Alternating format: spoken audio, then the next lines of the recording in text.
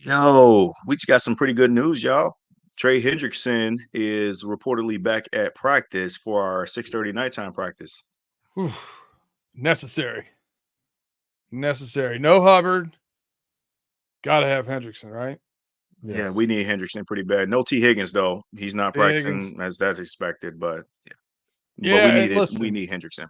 it's tough because this is a must-win game, but Hendrickson, I'm glad he can go, but T. Higgins has to be right if we're going to make a push outside of tomorrow, or outside of Thursday. So I understand T not playing. I'd rather him be Nice. healthy. I don't know. Anybody else we got to worry about? I mean, Charlie Jones is also back at practice too a little bit. I saw him catching some passes along with Tyler Boyd, from Joe Burrow today. So we might see him on the field Sunday. Andre Yoshivas wasn't there, so I think that we might get a little Chuck Sizzle action.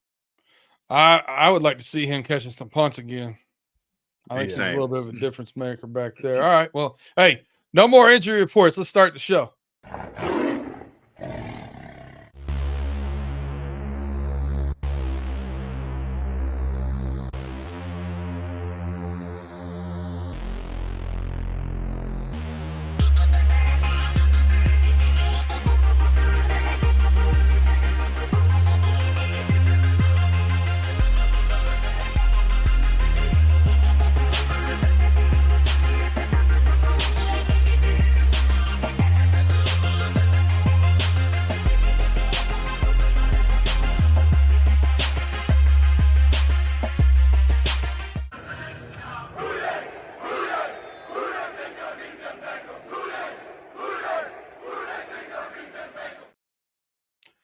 All right. Welcome to Running Through the Jungle. I'm your host, Brandon Herriott, a.k.a. B Dirt, with your host, Tim Lyons and Justin Lacey. What's up, fellas?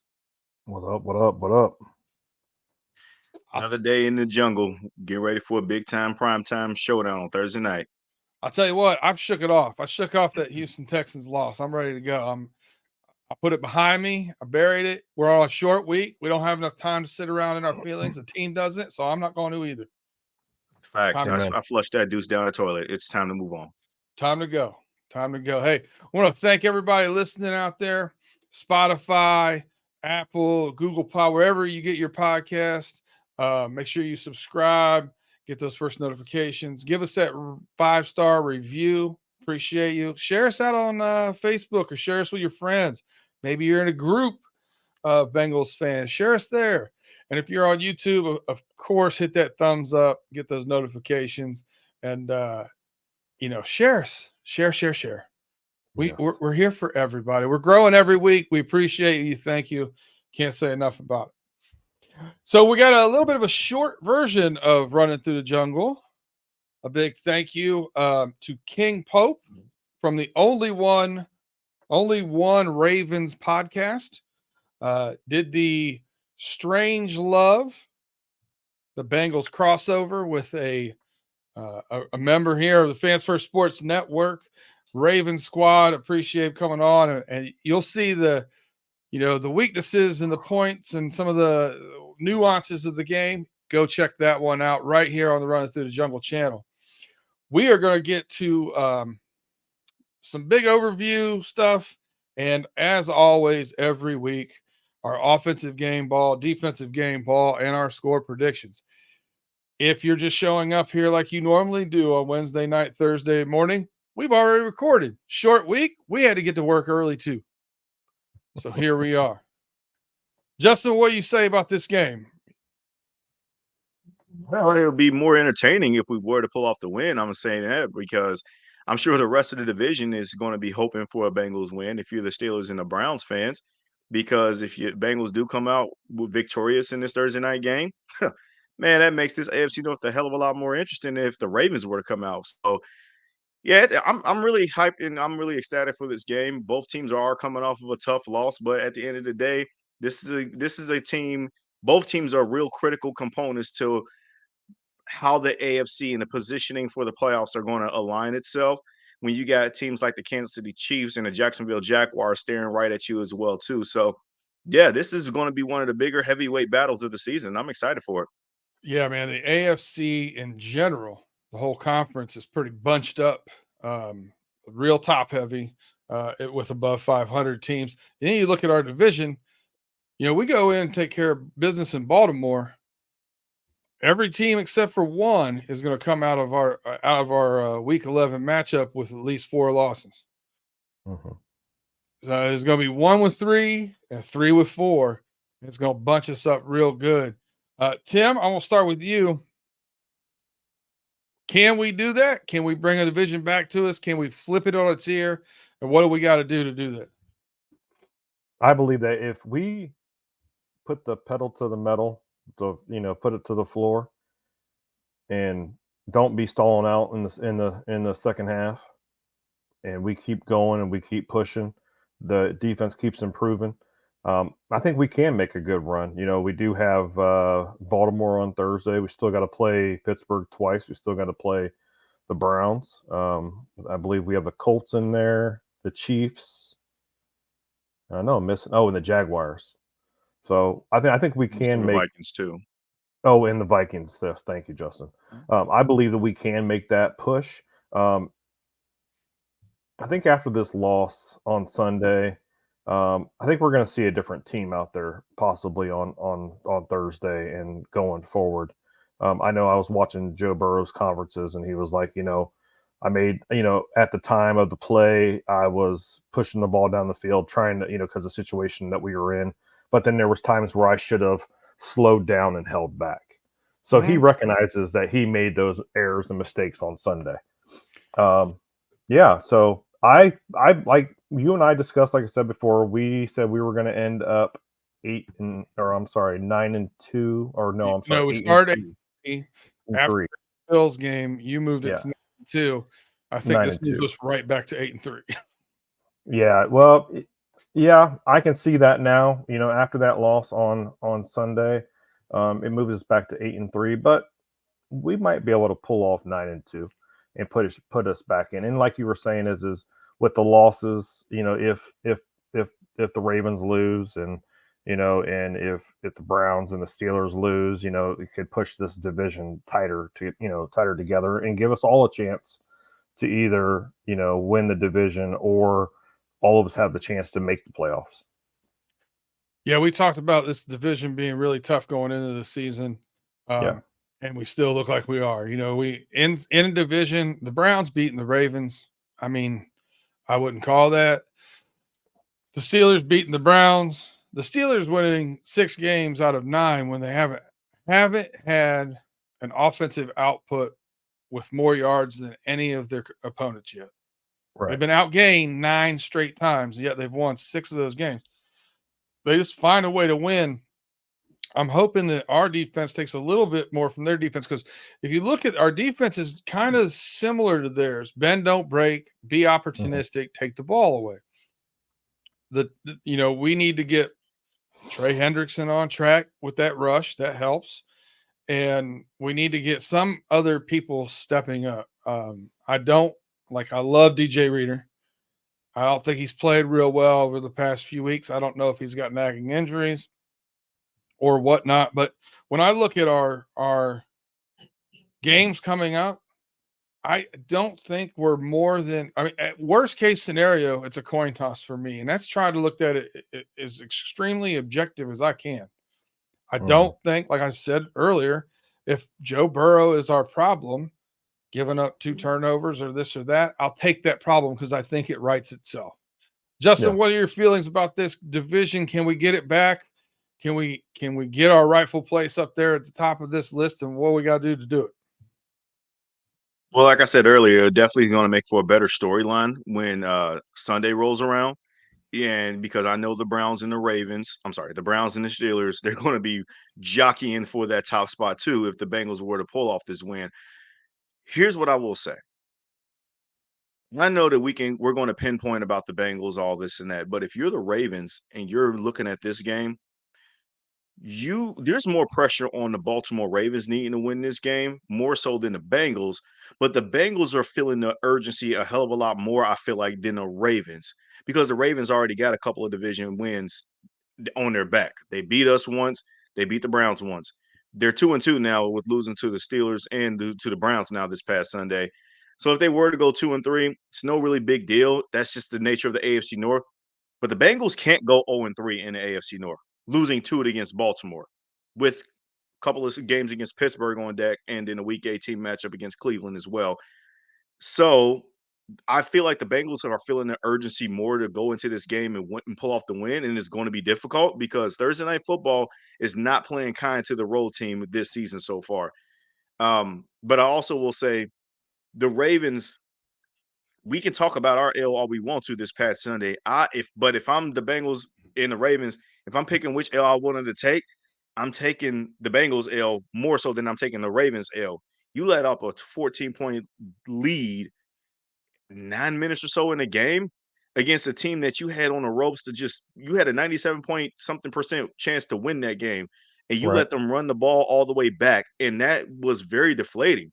So I feel like that the Ravens, they're feeling like they got the most pressure underneath them, that their pressure might burst a little bit because they got a scorching hot Bengals team, even though they took a L, but they're looking to prove that they're still one of the big dogs of the AFC. So that's how I look at it. It is going to make for an entertaining game. So you can spin it however which way you want to, but I'm just letting you know that that's kind of the other side of what I feel like where the Ravens are thinking as well too. Yeah, and I don't want to dismiss. I've had a lot of positivity, and we're talking about what we can do to get there. We need to win this game in order to do it. But going into Baltimore and winning this game on a Thursday night, like you said, short turnaround. It's going to be tough. And I mean, the Ravens back-to-back losses at home against divisional opponents, not good. You know what I mean? Right. So 2 weeks ago, people, Sims, Chris Sims, and some of these other guys, there were multiple analysts I saw out there that were talking about how this Baltimore Raven team might be the best team in football. Well, now if you go back-to-back losses to the two teams from Ohio in your division, that conversation goes out the window. So they're going to put their backs against the wall too. So this is going to be a fist fight.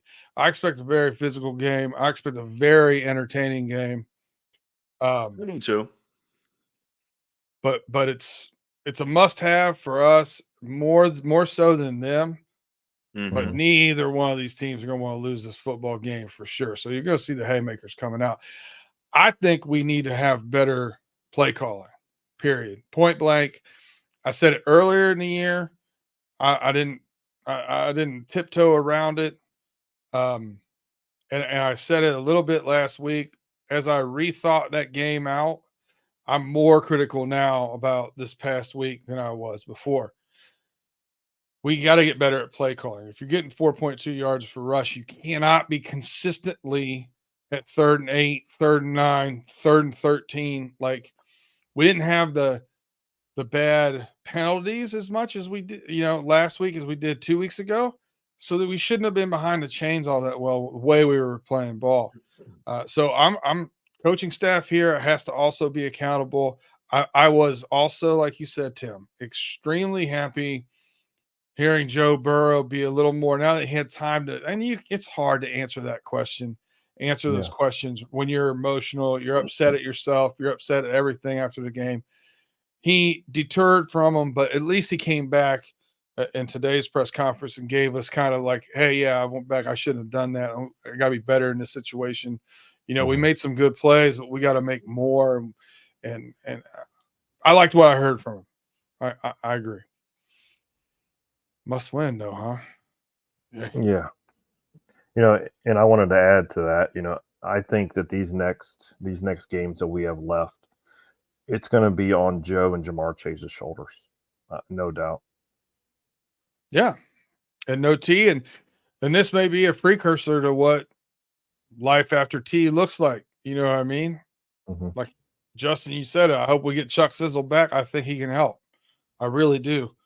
I don't think we can just have a double team Jamar Chase every single down without making them pay with somebody. Right. And our tight ends have been playing better, but they're not going to stretch the field. They're just not. No, that's one of the things that the Ravens are smart enough to understand that even though we're utilizing our tight end weaponry more, none of them are Mark Andrews. No. Drew, we like what Tanner Hudson could potentially be, but again, that's the key word there is potential.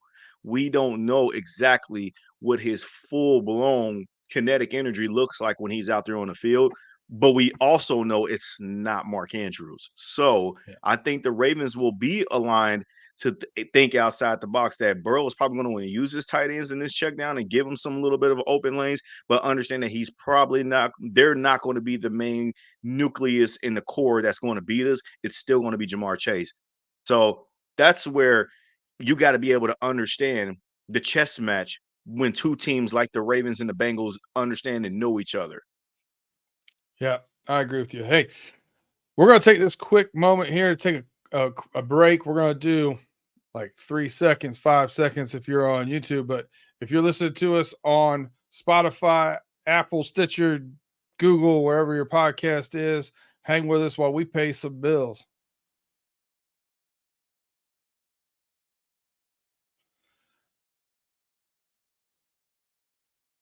All right, welcome back to Running Through the Jungle podcast on the Running Through the Jungle channel on Fans First Sports Network. I'm your host, Brandon Herriott, aka B Dirt. Just Bengals over here, Juddy 13. You Justin almost Lacey. said something inappropriate when you was announcing your nickname. I was gonna say Big Dirt. That's all I was gonna say. I love. It's funny. Tim Lyons, Sir Crunkness 33. I'm guessing that's I don't know, some Call of Duty name or something like that, huh? That's definitely feels Call of Duty Halo-ish. It was, Call of Duty Madden times. I'm still known as Sir Crunkness on the Xbox and the PlayStation. Okay. So, they know what's coming. Fair enough. Well, hey, Sir Crunkness, let's get into our game balls. Says I get a lot of feedback. People like this offensive game ball prediction, defensive game ball prediction. So I've been hearing some good things. I like doing it. I try to call it dead on the nose. I almost got it last week. I would have if the guy would have just thrown it to our team, not the other team. That said, Tim, I'm going to leave it up to you. You can go first in this one. Who you got for our offensive and defensive game balls? And go ahead while you're at it, give us a score prediction. All right. I'm gonna say this is Joe Burrow the last couple of weeks has thrown for 300 plus yards. Joe Burrow is going to throw for 300 plus yards this week. He's going to play better than what he did on Sunday. Of course, not make any mistakes or not make those mistakes he made. I believe Joe Burrow is going to be my offensive game ball, and I think he's going to be the offensive game ball for real. Then my defensive game ball. At first I was like, you know what? Let me go with Logan Wilson again. I was, nope. This Thursday, it's going to be Mike Hilton's turn. Oh, hey. I think Mike Hilton is going to be all over the field making tackles. I say he has 9+ tackles, maybe a tackle for loss, some good pass deflections. Mike Hilton's my defensive game ball. That's a very creative pick. I like it, though. I like it. He's been tackling better than he was in the beginning of the year. And he has. And they're definitely, they like to throw the ball inside the numbers more. Yeah. I can see that. And I can see him, he can, we've seen him all over the field. So, and then my score prediction, I'm going to say the Bengals cover the spread 28-24. All right. It's going to be a close one. Nail biter. All right, Justin. Is that saying that we win or lose? We win. Okay, because all right, because I know the spread is 3.5 right now. If you look at the betting lines and stuff. So yep, hence the reason why I said 28-24. They cover the spread. They'll win by 4 points. Gotcha. All right, Justin. So here's who you got? Here's my offense. I'm going to go with offense first. I've been seeing a lot of toxic fans on Twitter riding the coattails of the destruction with Tyler Boyd after that uncharacteristic drop that he could have caught for the game-winning touchdown, and this has been making me sick. And people are really disrespecting him, saying that we should move on from him, we should cut him, and all this and that. The dude has put his heart and soul into the Bengals organization. A guy from Pittsburgh, of all, show that he is all about Cincinnati and embracing the culture. He is going to be my pick to rebound and have the game ball. If it wasn't for him, we wouldn't have gotten into that range to score the touchdown, to potentially score the game-winning touchdown anyway. So Tyler Boyd had a really phenomenal day up until that unfortunate moment, and I don't think that you're going to see that moment again. He's also been known over the years of his Bengal career as a Ravens killer. You think back to the 4th and 12 at the end of 2017 that knocked the Ravens out of the playoffs and the Bills into the playoffs. That was Tyler Boyd. I like the end the throw that Andy Dalton had down the seam to him, but that was Tyler Boyd making the catch on such a clutch drive and breaking tackles, getting in the end zone. I think Tyler Boyd is he's just positioned to have that kind of moment again. And I think it does potentially happen again on this Thursday night. It's a big time matchup, and our big time players need to show up, and he's one of them. That's a So great pick. Great pick. defense. Sorry, I'm my bad. I know you. What were we saying, Tim? I ain't mean to. No, I just said that was a great pick. Great pick. Yeah, yeah, no, it's just and just to show Tyler Boyd, man, there's still love out here, man. Like you also need to flush that what happened this past Sunday down the toilet too, and I think he has too. So you're going to see a much focused Tyler Boyd this time. But my defensive pick, I like the Hilton one, man. I'm not going to lie, it's going to be tough to top because that was such out of the box there. But I'm going to go with Dax Hill. It's time for you to step up and show that you were that first round pedigreed safety that showed that this is why we moved on from Jesse Bates and Von Bell because they can't do this. And what a perfect way and an opportunity to do it on this primetime Thursday night stage. We didn't see that. He did some things decent when he started covering Dalton Kincaid against the Bills. But dude, you covering Mark Andrews. I've been watching a little bit of film on him, and he does a really good job covering those athletic tight ends when you put him on those tight ends like a Travis Kelce or Mark Andrews. You're going to have to rely on that. This is the perfect matchup. You know he's a security blanket for Lamar. You're really good at stopping the run. You got to show that you are that guy now. And I feel like he has potential that he could do that, whether if it's getting a pick, whether if it's forcing a fumble, whether if it's getting a ton of tackles for loss, a sack, whatever the case it may be. I think you may see the Dax Hill that showed up on Monday Night Football against the Rams on Thursday night. And you have no choice but to do that. So he's my pick for defensive game ball of the week. In terms of score prediction, this is the dogfight, and I'm expecting a dogfight. But I also think that the Bengals understand that the Ravens can win the game at the last second. That's how they lost the previous 2 games against Lamar. And I think that they're going to be able to game plan against that. So my score prediction actually is a 26-15. Odd scoregami-like score. Bengals win. That is a scoregami. 26-15. I got so mesmerized by that I didn't even write it down at first. All right, well, I'm going to start with the defense because you got me on it when you were talking about the things. Like I said, they like to throw the ball like hashes in. They don't get too far out. That's their sweetest spot. A lot of crossing, a lot of in route. So I do Dax and Mike Hilton. I think both are going to have some opportunities here. The 2 things I'm very interested to see how we play are if Dax comes down and does, which I asked for, Dax comes down and plays a tight end, gets a little man up on a tight end. He did a very good job about that. But then all of a sudden, I think we were exposed on the back end of our safeties. So it'll be interesting how Lou Anarumo works those puzzle pieces to help us out there. I expect to see more Jordan Battle, to be honest with you. So I'm interested to see that. The other part is spy on, Lamar Jackson.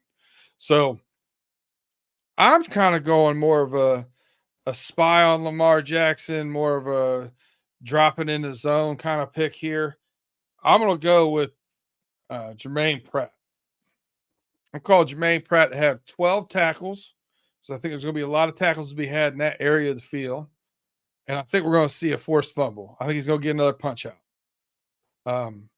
Maybe Lamar Jackson, maybe a running back, maybe a wide receiver coming a crossing route. I don't know, but I think he gets the ball out from somebody.